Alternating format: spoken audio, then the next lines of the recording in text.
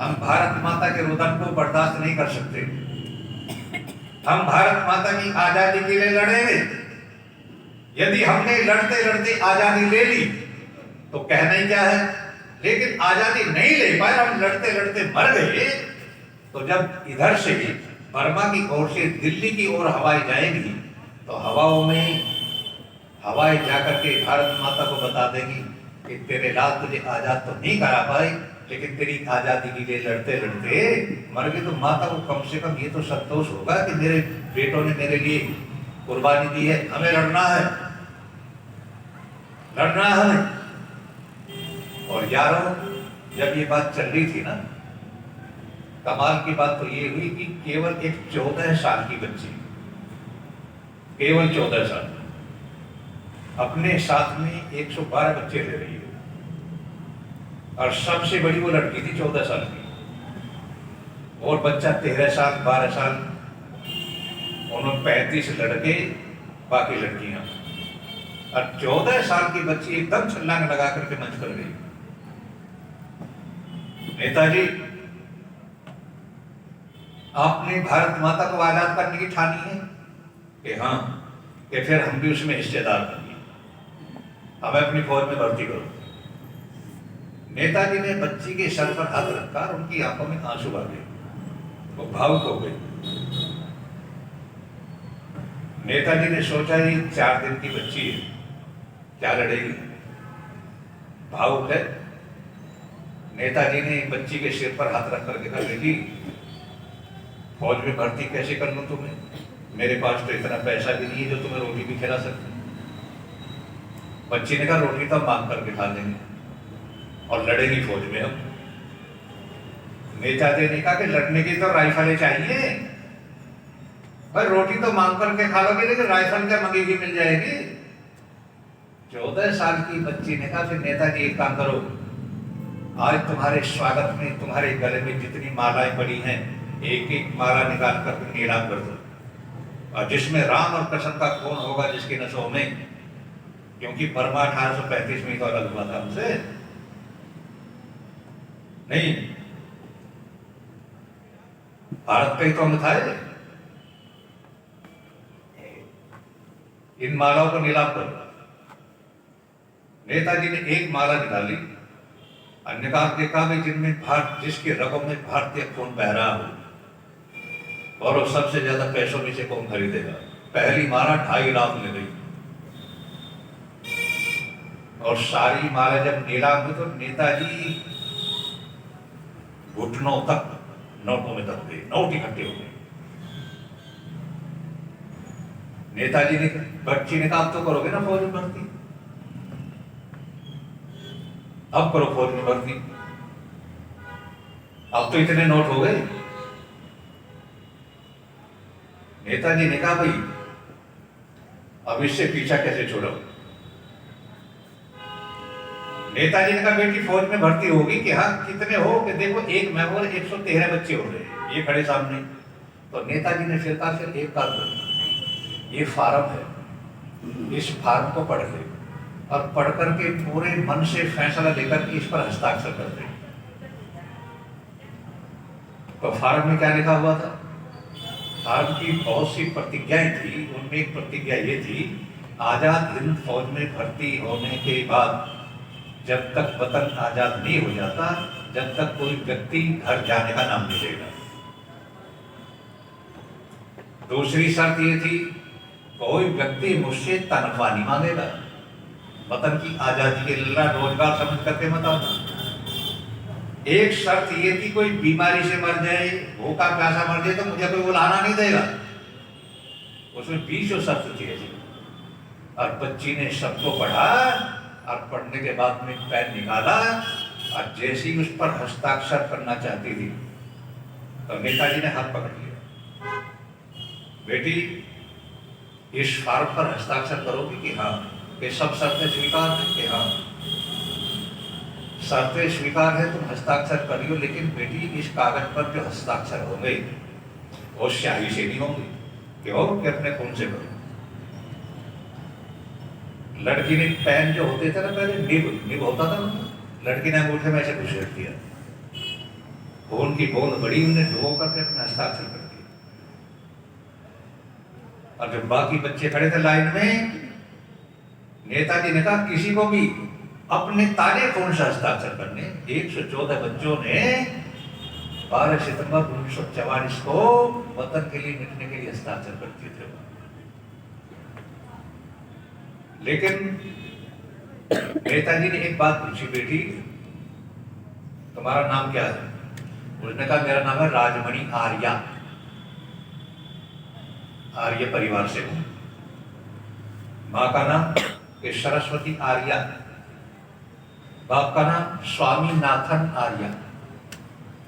तो बेटी ये अभी 14 साल की आयु में देशभक्ति का संचार तेरी रगों में कैसे हुआ?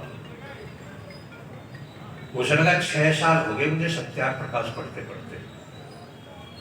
मैं सत्यार्थ प्रकाश पढ़ती हूँ, मेरे पिता जन्म से मुझे राष्ट्रवाद, अध्यात्मवाद, ऋषि दयानंद का बार बार सत्यार्थ प्रकाश पढ़ते हैं। और सत्यार्थ प्रकाश जैसे ग्रंथ को पढ़ करके कोई देशभक्त ना बने, पाखंडी बना रहे और राष्ट्रवाद जिसकी रगों में ना जगे, तो मैं कहूंगी कोई इंसान नहीं, केवल एक मिट्टी का पुतला है, उसके अंदर जीवात्मा नहीं। मैंने कसम खाई है वतन के लिए सब कुछ दूंगी। आर्यों की परिवार जो लोग कहते हैं आर्य ये हैं, आर्य वो हैं, याद रखना जितना जोश वतन के लिए आर्यों के खून में होगा, इतना दूसरों के अंदर होने वाला क्यों नहीं होगा? इसकी सीधी सी बात है। देखो, जो चीज जिसकी होती है उसकी उन्नति का सुख भी उसे ही होता है और उसकी दुर्गति का दुख भी उसे होता है। ये माइक है, मेरे सामने ही माइक रखा है। यदि माइक चोरी हो जाए तो मुझे दुख नहीं होगा, इनको होगा दुख तो माइक वालों को। और मोबाइल मेरा है, ये मोबाइल चोरी हो जाए तो मुझे उसका दुख होगा। तो माइक का दुख नहीं है, मोबाइल का दुख है। तो ऐसा क्यों है? वो ये है कि मोबाइल मेरा है। जब मेरा आ गया तो उसका सुख भी होगा और उसका दुख भी होगा। जो इस वतन को अपना नहीं मानते उन्हें दुख होने वाला। देखो, याद रखना, एक तो होती है मातृभूमि, एक होती है पितृभूमि, एक जन्मभूमि, एक कर्मभूमि। लोग कहते हैं मुसलमानों की जन्मभूमि नहीं है। हाँ, हम भी मानते हैं जन्मभूमि है उनकी, कर्मभूमि नहीं है। कर्मभूमि भी है, पिक्चर यही तो लगाते हो, कहाँ जाएंगे? मातृभूमि है, पितृभूमि यही है, तो फिर देश उनका क्यों नहीं है? ये उनकी पुण्य भूमि नहीं है, इसलिए ये देश की धरती उनकी नहीं है। आप समझे नहीं होगा इसका मतलब। एक होती है जन्मभूमि, एक होती है कर्मभूमि, एक होती है मातृभूमि। मातृभूमि भी है ना उनकी, भाई यही से तो बने सारे। जन्मभूमि यही तो जन्म हुआ है, कर्म भी तो यही करते हैं, लेकिन फिर भी उनका नहीं है, ये भूमि उनकी नहीं है। क्यों? क्योंकि वो इसको पुण्य भूमि नहीं मानते। और पुण्य भूमि क्या होती है? जिस धरती पर रह करके मनुष्य वहां के धार्मिक कार्यों को कर करके अपनी मुक्ति की कामना करता है, उसको पुण्य भूमि कहते हैं। आपकी समझ में आई या नहीं है? जिस धरती पर रह करके मनुष्य वहां के धार्मिक कार्यों को करके मुक्ति की कामना करता है, उसे क्या कहते हैं? पुण्य भूमि। ये यहाँ रहते भी हैं, पंचर लगाते हैं, खाते पीते भी यहाँ हैं, लेकिन वो कोशिश करते हैं कि मरने के बाद भी दफन हूं तो मक्का मदीना में जाकर के उस भूमि से उन्हें प्यार। और हम क्या है? एक व्यक्ति यदि अमेरिका में मर जाता है, उसका बेटा कोशिश करता है भारत की धरती पर इसका अंत्येष्टि करो। अगर श्राद्ध भी करने होते हैं तो बच्चा कोशिश करेगा अपने बाप का श्राद्ध कहाँ जाकर के करूं? भारतवर्ष की भूमि। क्यों? क्योंकि उसे पुण्य भूमि मानता है, वो गंगा नहा करके पुण्य भूमि मानता है। यहाँ क्या है? आपको पता है कि जिला मेरठ में आप कभी गए हो? जिला मेरठ मेरी जन्मभूमि भी है। यदि आप उधर पे गए हो तो ठीक है, वरना तो मैं एक बात बता रहा हूँ। अब से 28 साल पहले वहाँ एक गांव है, गुर्जर लोग ज्यादातर रहते हैं वहाँ, बहुत अच्छे संपन्न लोग हैं, बड़े आर्य समाज के विद्वान रोजगार पैदा हुए वहाँ। एक गांव में 2 लड़कियां इंटर की छात्रा थी, मवाना तहसील है, वहां पढ़ती थी। अब जब एग्जाम हुए और उनका रिजल्ट आया तो उनमें एक लड़की फेल हो गई, एक पास हो गई। अच्छा, जो पास हुई वो लड़की आर्य समाजी परिवार की थी और जो फेल हुई वो पौराणिक परिवार की थी, लेकिन दोनों की सहेली थी, दोनों मित्र थी वो। अब जो लड़की फेल हुई, इंटर की छात्रा थी वो दोनों, अब जो लड़की फेल हुई वो पौराणिक परिवार से थी और पास होने वाली आर्य समाजी परिवार की थी। तो फेल होने वाली को इतनी ईर्ष्या हुई, इतनी जलन हुई, वो ऊपर से प्रकट नहीं किया उसने। और उस लड़की से कहा, बहन देखो तुम पास हो गई और मैं फेल हो गई, लेकिन तेरे पास होने की मुझे इतनी खुशी है कि मैं अपने फेल होने का गम भूल गई। मुझे बहुत खुशी है तुम पास होगी, मैं भले ही फेल हो जाऊं। अच्छा, इस खुशी में मैं कल को तुझे दावत दूं, मेरे घर पर तेरी दावत है, स्पेशल तुझे खाना हो तो मुझे बता दे, वरना अपनी इच्छा से तो बनाऊंगी। लड़की ने कहा, जो तुम बनाओगी वो खाएंगे और मैं समय पर आ जाऊंगी। अगले दिन दावत हुई, लड़की ने उसने कई प्रकार के पकवान भोज्य पदार्थ बनवाए, बना करके वो लड़की आ गई।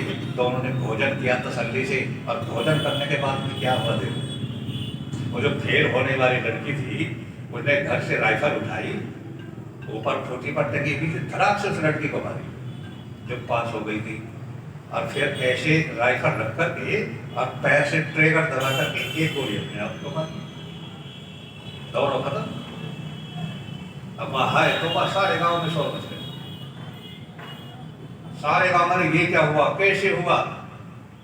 सब कहने लगे, कुछ पता हो तभी तो बताएं, इसका तो भेद पता ही नहीं है, हुआ क्यों। सब आश्चर्य में थे। लेकिन क्या हुआ, उस आप जैसे समझदार लोगों ने कहा, भाई एक काम करो, इन्हें जल्दी उठाओ और शमशान में ले जाओ। अब पुलिस आ गई तो परेशान होगी, सारा गांव इस घटना से परेशान है, दुखी है। लेकिन पुलिस आ गई तो पता नहीं कितना परेशान करेगी, इन्हें उठाओ और शमशान ले जाओ। अब शमशान की बात आई तो जो पौराणिक परिवार की लड़की थी, उस लड़की की मां कहती है, इन्हें शमशान में मत ले जाओ, गंगा में बहा दो। अब गंगा है वहां से केवल 2 किलोमीटर। लोगों ने कहा, गंगा में क्यों ले जाएं, ये लड़की कुंवारी है और कुंवारी को जलाना नहीं चाहिए। आर्य समाजी लड़की के पिता ने कहा कि ये कौन सी पुस्तक में लिखा। वह बहस हो गई।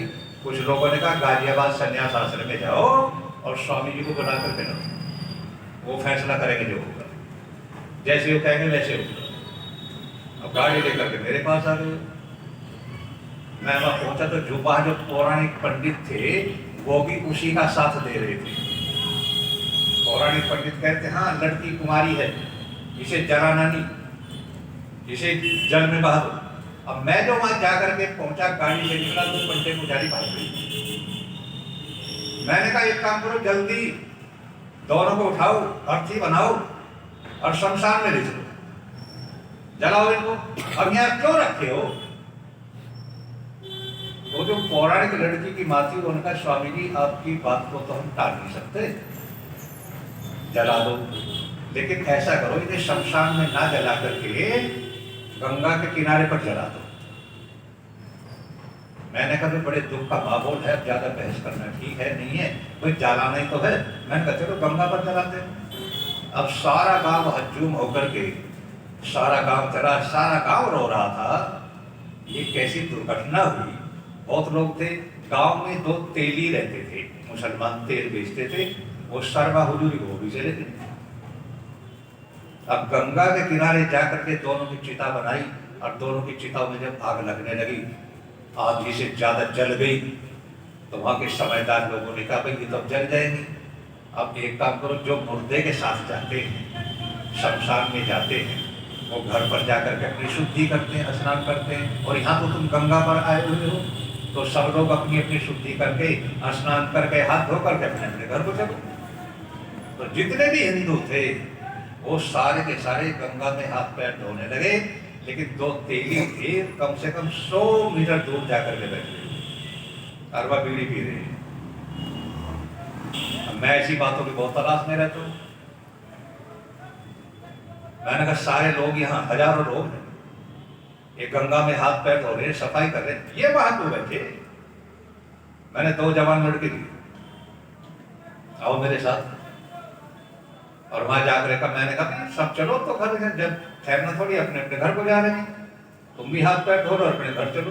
तो वो क्या कहते हैं, स्वामी जी हम तो इसमें हाथ पैर नहीं धो सकते। कि क्यों?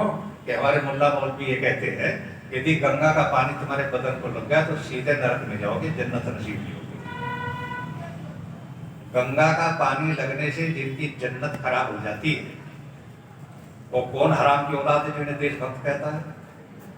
हमारे सामने कह लो ना, घर बैठे तो कोई कुछ भी कहते रहो। अरे यहाँ है ना,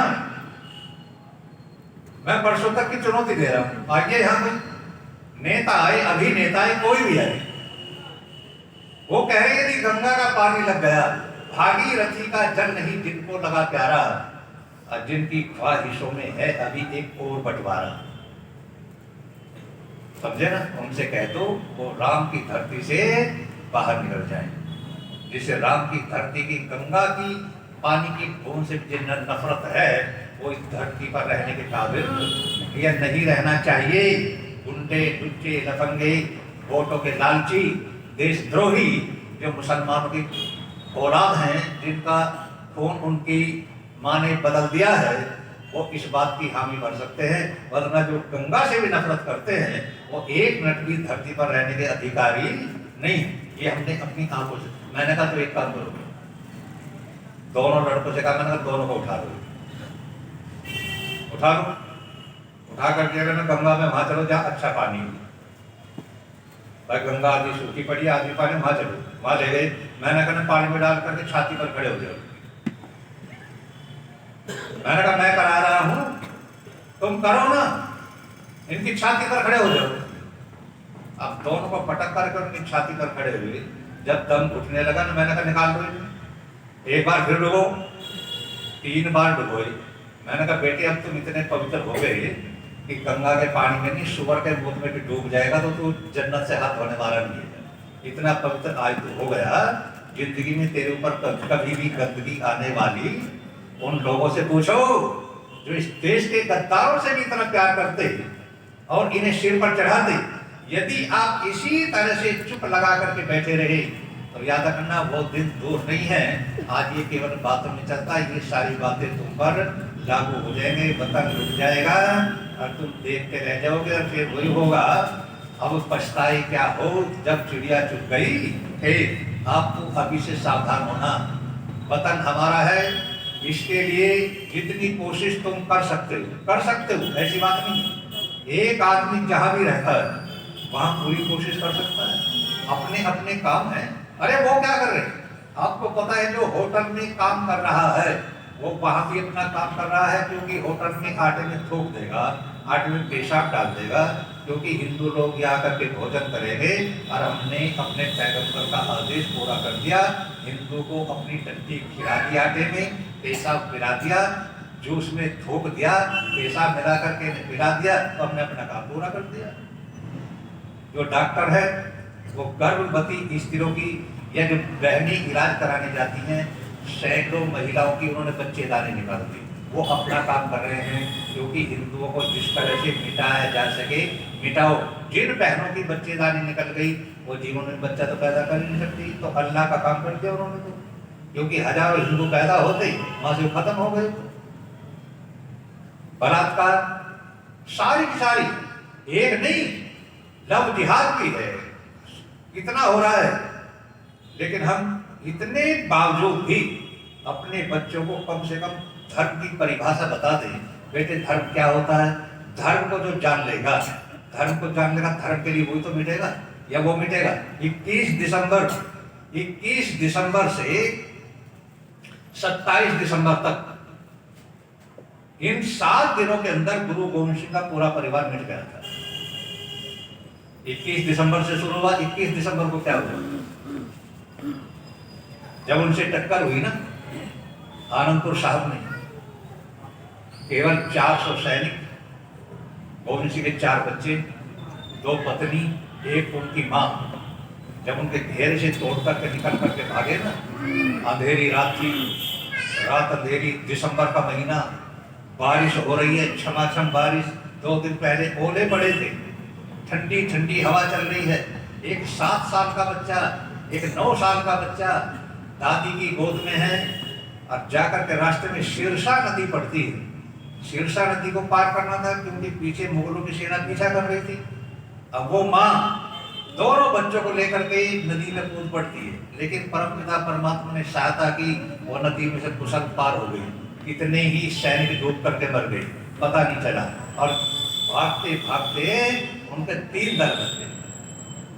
एक दल तो वो था जिसमें माता गुजरी माता, उसके साथ में 2 बच्चे उसके पौत्र हैं, वो उन्हें लेकर के चल दी।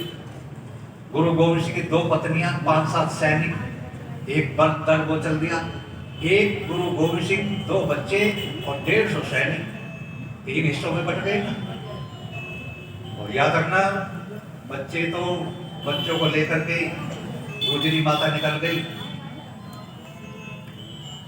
और आपने सुना होगा इतिहास, दोनों बच्चों को लेकर के, एक 7 साल का, एक 9 साल का,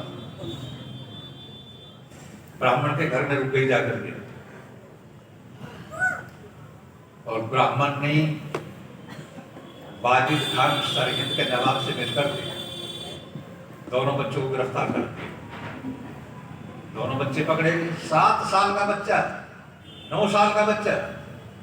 मां कह रहे हैं इस्लाम को स्वीकार करो, या तो इस्लाम को स्वीकार करो वरना कत्ल। देखो, इस्लाम स्वीकार करोगे ये आधा राज तुम्हारा है, जिस लड़की पर हाथ लग लोगे वही तुम्हारी, ये 10 रख लो, सारी खुशियां जीवन की मिलेंगी, लेकिन इस्लाम को स्वीकार करो। बहनों और बेटियों, आप जानती, आजकल का बच्चा एक टॉफी में बैठ जाता है, लेकिन राज का मालिक इतने लालच दिए जा रहे हैं। और 2 बच्चा, 7 साल का बच्चा ये कहता है इस्लाम को स्वीकार कर लेंगे, लेकिन ये बताओ, इस्लाम को स्वीकार करने के बाद में मौत तो नहीं आएगी? नहीं, मौत तो अवश्य आएगी, वो तो आनी आनी है। बोलते ना, हिंदू रह करके भी मरना है, इस्लाम स्वीकार करके भी मरना है, तो हिंदू रह करके क्यों ना मरे, हम स्वीकार नहीं करेंगे। लेकिन जिस दिन गिरफ्तार हुए उस दिन से, और 26 दिसंबर आ रहा है परसों को, 26 दिसंबर 1704 को दिन के 2 बजे बच्चों को दीवार में चुनवा दिया गया था। लेकिन 7 साल का बच्चा धर्म पर इतना अडिग, और ये 90 साल के बूढ़े जीने के लिए तरसते हैं, और वो 7 साल का बच्चा मौत को स्वीकार कर रहा है। वो कारण क्या था? जितने दिन वो अपनी माँ के पास रहे, दादी के पास रहे, बस उन्हें एक ही पाठ पढ़ाया। बच्चों, अपने दादा का नाम जानते हो?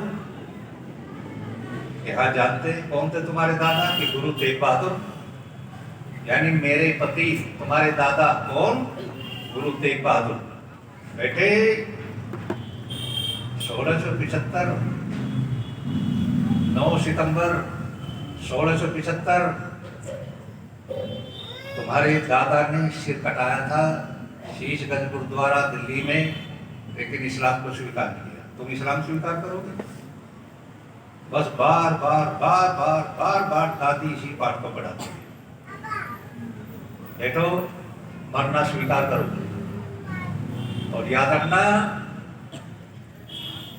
लाखों कोशिश करने पर भी शरीर को बचाया नहीं जा सकता। और दोनों बेटों के मुंह चूम करके कहा, बेटो करोड़ों कोशिश करने पर भी जीवात्मा को मिटाया नहीं जा सकता। लाखों कोशिश करने पर भी शरीर को बचाया नहीं जा सकता। ये ना किसी का रहा है और ना किसी का रहेगा। और करोड़ों कोशिश करने पर भी जीवात्मा को मिटाया नहीं जा सकता। बेटे, अपनी आत्मरक्षा की बात आए, देश रक्षा की बात आए, धर्म रक्षा की बात आए, गाय रक्षा की बात आए या बहन बेटियों के सम्मान की रक्षा की बात आए तो मेरे लाडले बेटो हंसते हंसते फांसी चूम लेना, हंसते हंसते कत्ल हो जाना, लेकिन शरीर के लालच में आकर के जीवात्मा को धब्बा मत लगाना।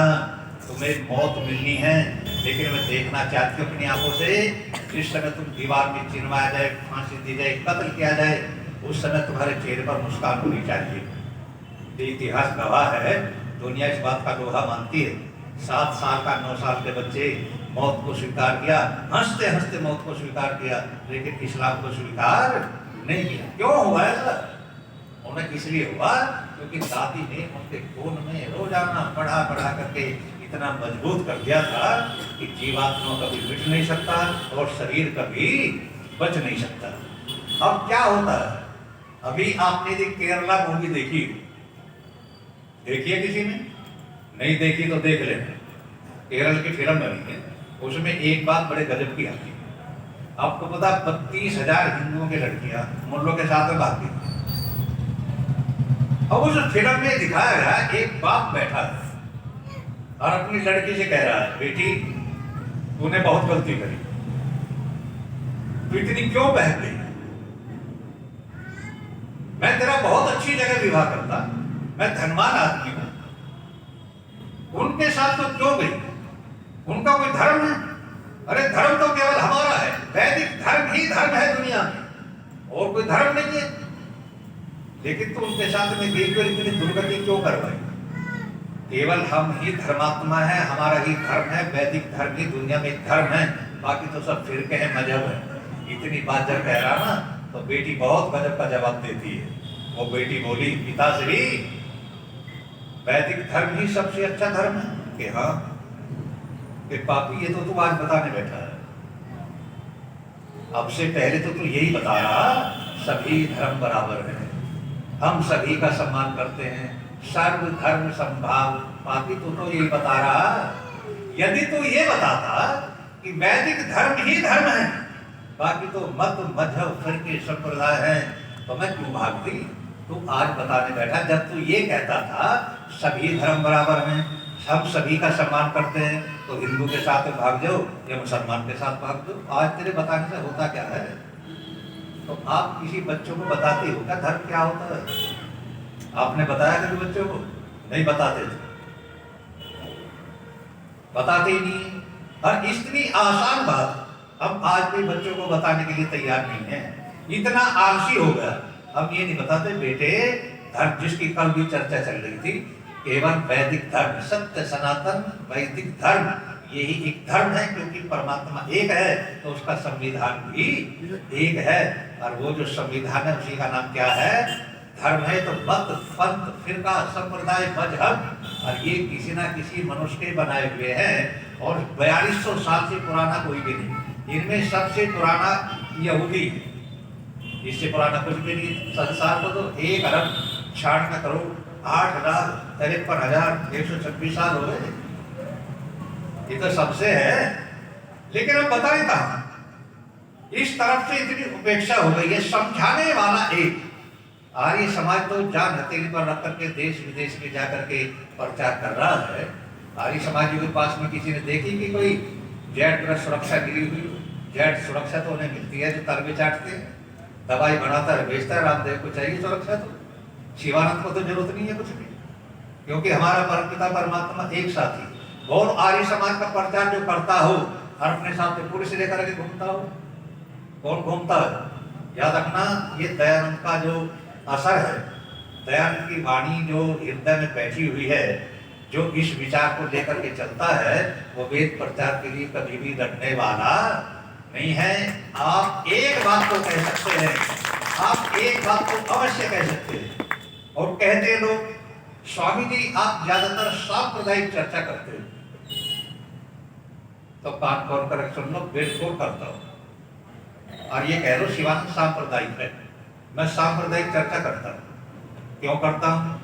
मैं इसलिए करता हूं, अरे 8 साल का बच्चा मुसलमान का पाकिस्तान जिंदाबाद के नारे लगा सकता है, तो 75 साल का शिवानंद राम के नारे नहीं लगा सकता क्या?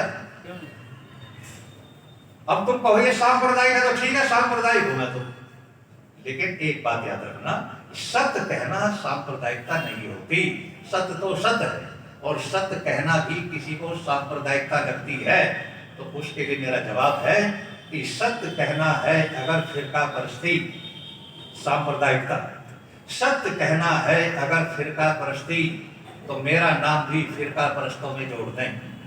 मगर मुल्क से प्यारा है मजहब ही नहीं, उनसे कह दो वो मेरे वतन को छोड़ दे।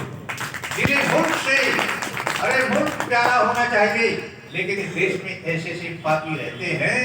हिंदुस्तान का सबसे बड़ा अधिकारी उपराष्ट्रपति हामिद अंसारी, राष्ट्रपति तो देश का सबसे बड़ा जिम्मेदार आदमी होता है, और राष्ट्रपति बनने के बाद भी पत्रकारों ने पूछा ना, अब तुम देश के सबसे बड़े जिम्मेदारी के पद पर हो, आप ये बताइए देश को महत्व दोगे या मजहब को? वो पापी खुलेआम कहता है मजहब पहले है, राष्ट्र बाद में। आप मुझे बताइए उसके राष्ट्रपति होते हुए यदि पाकिस्तान हिंदुस्तान पर अटैक करता है वो किसका साथ देगा? मजहब वालों को देगा, देश का साथ देगा। वो खुल्लम खुल्ला कह रहा है मजहब पहले है, राष्ट्र तो बाद में। 21 अप्रैल 2000 को आपको पता है कि रामलीला मैदान में इमाम बुखारी खुलेआम 50,000 लोगों में कह रहा है मैं पाकिस्तान की ISI का सबसे बड़ा एजेंट हूँ, और भारत सरकार में दम हो तो गिरफ्तार करके दिखाओ। अटल बिहारी वाजपेयी दौलत अली। मैं आपसे ये कह रहा हूँ केवल उनके भरोसे मत रहना। जब राजा कमजोर पड़ जाता है और राजा से वतन की रक्षा की उम्मीद ना हो तो शास्त्र कहते हैं उस समय हर वर्ग के लोगों को अपने वतन की रक्षा के लिए जुट जाना चाहिए। क्यों? वो इसलिए कि यदि हमारा देश सुरक्षित है तो हमारा धर्म भी सुरक्षित है, और देश सुरक्षित नहीं है तो धर्म भी सुरक्षित रहने वाला नहीं है। क्या है? अब आप 1 मिनट के लिए विचार कीजिए, 1 मिनट विचार करिए कि मैं यहाँ बैठा और इस मंच पर बैठ करके मैं भगवान का ध्यान करूँ, और मुझे पता है ऊपर कच्चे धागे में बंधी हुई तलवार लटक रही है। कच्चा धागा है, हवा का झोंका आ गया, धागा टूट जाएगा और तलवार मेरी खोपड़ी में घुसेगी। आप ईमानदारी से बताओ मेरा ध्यान तलवार में रहेगा भगवान में रहेगा? तलवार में रहेगा ना। तो जिसके वतन पर जगह जगह तलवारें लटकी हुई हैं, जहाँ थोड़ी जगह भी, ये तो सुरक्षा आप क्या महसूस कर रहे हैं? सुरक्षा केवल इसलिए है क्योंकि भाजपा की सरकार में आने के बाद में बम ब्लास्ट बहुत कम हुए ना। दिल्ली में अब एक हुआ, हमारे मेरठ में तो हर साल में 2 दंगे तो जरूरी हो जाते थे, बहुत दंगे हुए हैं। सारे आज वहाँ बम ब्लास्ट, आज वहाँ बम ब्लास्ट, वहाँ रेल में हो गया, वहाँ बस में हो गया, हवाई अड्डों पर हो गया, होते रहते थे। योगी को यदि आपने उपेक्षा कर गए तो याद रखना देश में ग्रह के छिड़ने में एक दिन की भी देरी मिलेगी। एक व्यक्ति, मैंने आपको बता दिया, भारत की सत्ता संभालने के काबिल है। आप सबको देख रहे हैं, इन्हें भी देख रहे हैं। बाकी कौन किस नीति पर चल रहा, कितने पानी में है। मोदी से भी हमें जो उम्मीद थी वो उम्मीद हमारी पूरी नहीं हुई, क्योंकि वो सुरक्षा करने में इतना कामयाब नहीं। अगर इतना कामयाब होता तो बंगाल में घटना ना होती और नूपुर शर्मा को पार्टी से निकाल देना। रक्षा तो गया भाड़ में, और उपेक्षा करेगा, एक लड़की की रक्षा नहीं कर सका। बंगाल में क्या, इधर क्या? पूरे भारत की पूरी राजनीति में केवल एक व्यक्ति है जिस पर आप कुछ उम्मीद कर सकते हैं, जिससे भरोसा कर सकते हैं। उस व्यक्ति का नाम है योगी आदित्यनाथ।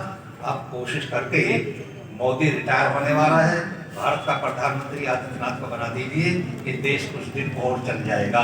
वरना तो जहाँ 5 के 25 होंगे और 2 का 1 होगा, हम तो हमारा 1, तो फिर तो कितनी भाजपा आ जाए और कितनी आर्य समाज आ जाए। जब मेजोरिटी में वो होंगे तो तुम्हारा कुछ भी उठने वाला, क्योंकि तलवारों का राज नहीं है भैया, राज वोटों का है। अंधा काना लंगड़ा लूला गंजा हो, काड़ा कैंसर का बीमार हो, उसकी वोट भी उतना ही काम करेगी, और विद्वान आचार्यों की वोट भी उतना ही काम करेगी। आचार्य वीरेंद्र जी की भी वोट की उतनी कीमत है, अरे गंजे लंगड़े काड़े की भी वोट की कीमत उतनी है। आपको पता है कि दरोगा बनने के लिए स्वास्थ्य भी चाहिए, शिक्षा भी चाहिए, रिश्वत भी चाहिए, और नेता बनने के लिए क्या चाहिए? केवल वोट चाहिए। ये वो देश है इसमें लंगड़ा 5-7 साल मुख्यमंत्री रहा है। एक अपंग आदमी जिसका हाथ भी ऐसे मुड़ा हुआ है, वो यदि चपरासी की लाइन में खड़ा हो जाए तो हाथ पकड़ कर निकाल दिया जाएगा। तुम चपरासी में भर्ती नहीं होगे, लेकिन मुख्यमंत्री बन सकता है। और बन सकता है, नहीं बन सकता।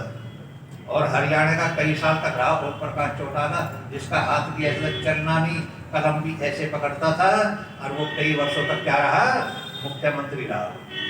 लंगड़ा, अपंग, विकलांग मुख्यमंत्री बन सकता है, चपरासी नहीं बन सकता, दरोगा नहीं बन सकता, कुछ नहीं बन सकता, लेकिन कैंसर का बीमार भी मुख्यमंत्री बन सकता है। उसे क्या चाहिए? केवल एक चीज, उसे वोट चाहिए।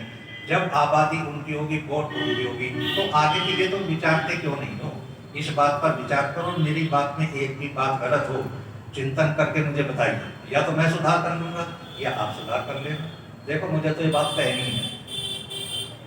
मैं कई बार जेल में चला गया, बुढ़ापे में फिर चला जाऊँ तो मुझे चिंता की बात की, मुझे तो आदत पड़ी, फिर चले जाएंगे। लोग कोशिश करते हैं जेल भेजने में, भेजो ना भाई, जेल जाए कहीं जाए। जो आदमी 6-7 बार जेल चला गया हो, अब बुढ़ापे में जेल जाने से करना भी क्या है? लेकिन दयानंद की बात में कह दिया, जो बात मैंने बताई, यदि वो मैंने बनावटी के लिए या वर्तमान में घट ना रही हो, आपको साक्षात्कार स्वामी जी ठीक कह रहे हैं या गलत कह रहे हैं, क्योंकि सामने अपने सामने जो घटनाएं हो रही तो घटा करके देख लो। यदि आपको गलत लगे तो मुझसे सवाल करना, मैं आपकी बातों का जवाब दूंगा। अब समय हो चुका है, हम आचार्य जी को सुनेंगे, इसलिए मैं आगे